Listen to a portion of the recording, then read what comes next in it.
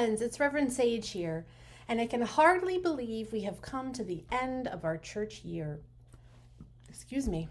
If you go to school, you might have ended your school year. This is a time of endings, a time to move into summer where our routines can be a little bit different and we can meet God in some different ways.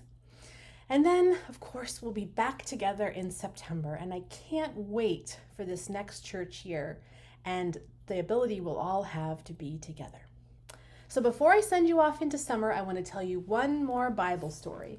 And it's one of the most important stories in the Bible, and it's one of the last stories in the Bible because it comes from the book of Revelation, which is the last book in the Bible.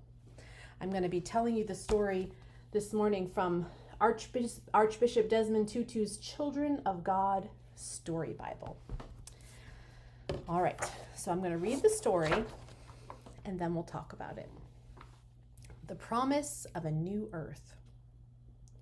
When the disciple John was very old, God sent him dreams and visions. He saw that there would be wars and famines and floods and terrible disasters. But God told John, "Soon I will make a new heaven and a new earth. Then every tear will be wiped away. I will be with my people, and they will be with me. Everyone will live in joy and peace." God showed John a vision of this holy place. It glittered with gold and precious stones, and the sky was so bright there was no need for the sun or moon to give light. "From this place," God said, "will flow the river of life, and from it I will give the water of life to everyone who is thirsty. On either side of the river will be the tree of life, and the leaves of the tree are for the healing of the nations. You are my children. You are all brothers and sisters together, my family. Come and drink, my beloved children, from the water that gives you life, love, and joy." And then the prayer that Archbishop Desmond Tutu adds at the end of the story is, "Dear God, help me to make your dream of a new earth come true."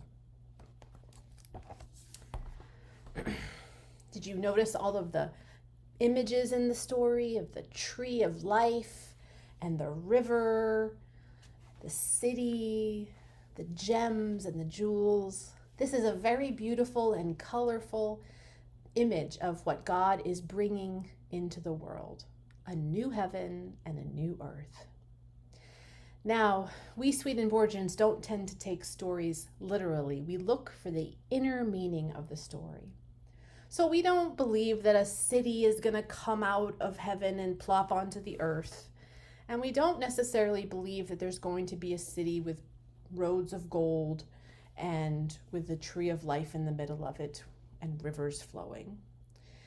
We believe instead that these beautiful images depict a spiritual thing that is happening, that God is doing.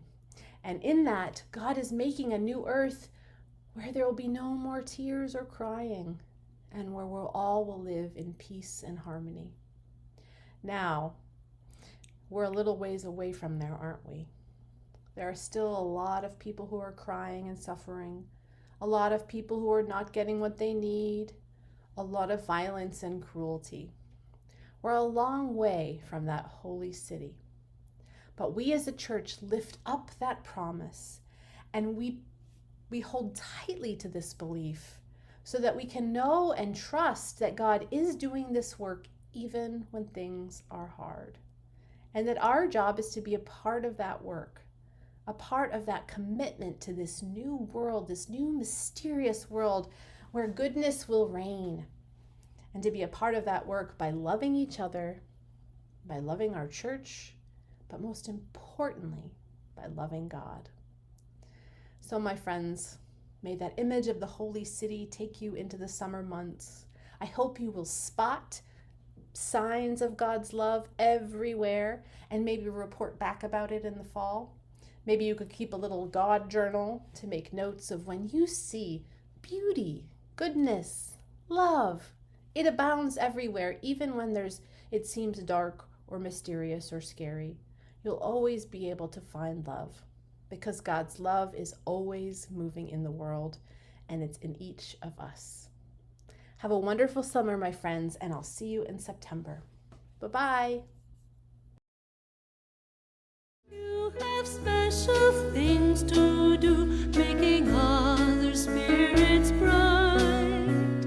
That's why God